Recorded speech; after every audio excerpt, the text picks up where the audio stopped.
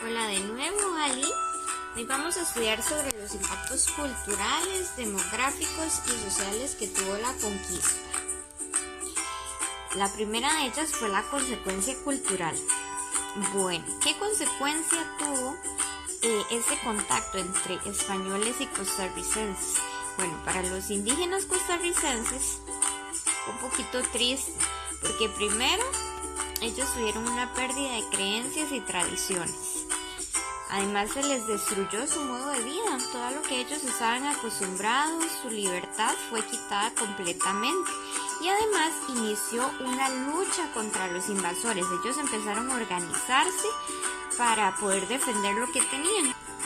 Vamos a aprender un poquito sobre unos caciques que se llamaron Carnaldri y Cocorí.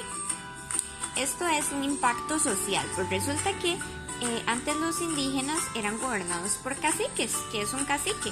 Bueno, pues el cacique era como el que les decía a ellos qué hacer, qué paso seguir, era el que dirigía a los demás indígenas. Y estos dos caciques, Carnaldri y Cocorí, ellos dominaban la región del Caribe.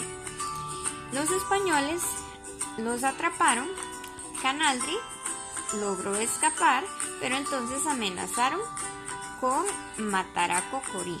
Y por supuesto este se vino a defender a su amigo. Normalmente los caciques heredaban el trono, por decirlo así, debido a la familia. Por ejemplo, si tú eras la hija de un cacique, bueno, y eras hombre, porque las mujeres no podían ser caciques, entonces probablemente tú hubieras seguido en el poder y un hijo tuyo después hubiera seguido en el poder y así por el estilo. Otro cacique que se enfrentó a los españoles se llamó Garavito. Él gobernaba en el territorio entre Tárcoles y Barranca. Ese se organizó en contra de los españoles y se ocultó en las montañas para desde ahí empezar la lucha contra ellos, y mató bastantes, pero siempre ganaron los españoles. Ahora, un aspecto demográfico es que se perdieron muchísimas vidas indígenas. Esto debido a varias razones. La primera de ellas, porque se estaba atacando las aldeas. Los españoles entraron a atacar las aldeas con armas mucho más poderosas que las que estos tenían.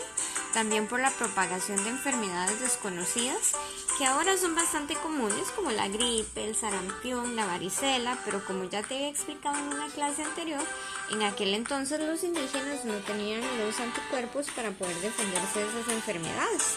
Entonces, pues por estas razones se murieron muchísimos de ellos. Y la otra razón fue debido a la esclavitud, porque los sometían a trabajos muy duros, inhumanos. Los ponían a trabajar sin tiempo de descanso. Entonces muchos de ellos se enfermaban y morían. Ahora te voy a explicar qué era la encomienda. La encomienda es cuando se cedía cierta cantidad de indígenas a un español para que le trabajara obviamente gratis, a modo de esclavitud. Entonces, si tú eras un español, entonces te decían, te corresponde tener, no sé, estos 15 indígenas. Ponlos a trabajar tu tierra.